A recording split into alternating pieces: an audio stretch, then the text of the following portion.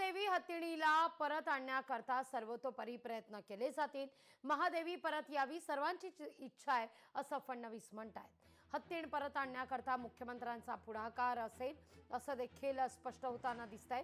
तर नांदणी मठाचे प्रतिनिधी बैठकीकरता उपस्थित होते। कॅबिनेटच्या बैठकीपूर्वी ही महत्त्वाची बैठक झाली, ज्या बैठकीकरता नांदणी मठाचे महंत सुद्धा उपस्थित होते। राजू शेट्टी, सतेज पाटील यांच्या उपस्थितीमध्ये ही महत्त्वाची बैठक पार पडलेली आहे। नांदणी मठासोबत राज्य सरकार असल्याची ग्वाही या बैठकी अंतर्गत राज्याचे मुख्यमंत्री देवेंद्र फडणवीस यांच्याकडून देण्यात आलेली आहे। निगा राखण्याकरता डॉक्टरांची टीम त्या ठिकाणी तैनात करण्याच्या दृष्टीने देखील सरकार प्रयत्नशील असेल असं देखील मुख्यमंत्री म्हणतात। या सगळ्या बैठकीनंतर प्रतिक्रिया समोर आल्यात, पाहूया।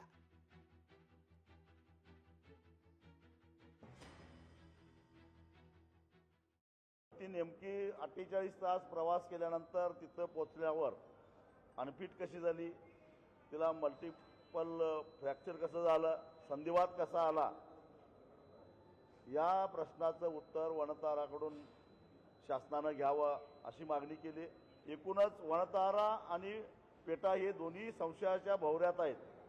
खुद्द उपमुख्यमंत्री अजितदादा पवार यांनी सुद्धा सांगितलं की माझी माहिती अशी आहे की 3 ते 4 हत्ती वनतारामध्ये गेलेले आहेत, पण ते आज हयात नाहीत। मग याचं कधीतरी याची माहिती घ्यावी लागेल।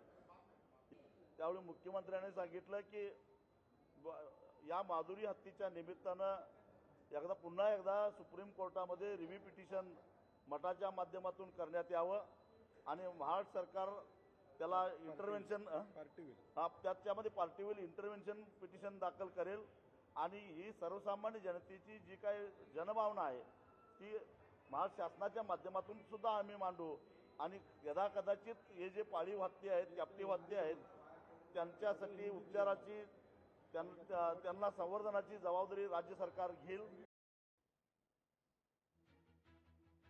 सुप्रीम कोर्टात जाण्याशिवाय पर्याय नाही।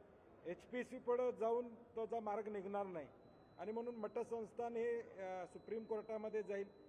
सरकार सकारात्मक बाजू तिथं मांडेल असं आम्ही सरकारला विनंती केलेलं आहे।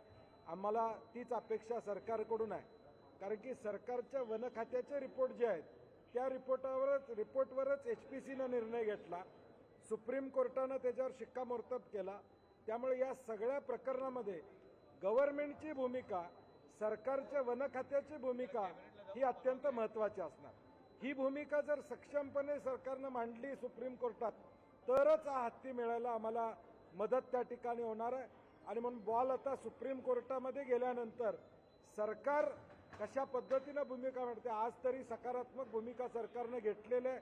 आम्ही त्याचं निश्चितपणे स्वागत करतो आणि लवकरात लवकर हा हत्तीने मठामध्ये मिळावी एवढीच आम्हा सगळ्यांची अपेक्षा असणार। या बैठकी अंतर्गत मुख्यमंत्री नेमकं काय काय म्हणालेत, एक नजर टाकूया आपण। 34 वर्षांपासून माधुरी हत्तीण नांदणी मठात आहे। हत्तीण परत आली पाहिजे ही माझ्या सर्वांची इच्छा आहे, माझ्या सकट सर्वांची इच्छा आहे। मठानं एक याचिका दाखल करावी, सोबतच राज्य सरकार सुद्धा एक याचिका दाखल करेल। हत्तीणीची निगा राखण्याकरता डॉक्टरांसह राज्य सरकार एक टीम तयार करेल आणि तसेच सुप्रीम कोर्टात देखील सांगेल।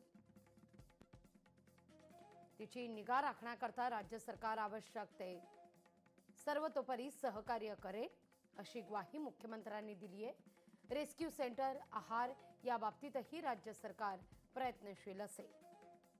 आपल्या याचिकेत सुप्रीम कोर्टाला आश्वस्त करेल। राज्य सरकार पूर्ण ताकदीनं नांदणी मठासोबत आहे असं राज्याचे मुख्यमंत्री स्पष्ट करतायत।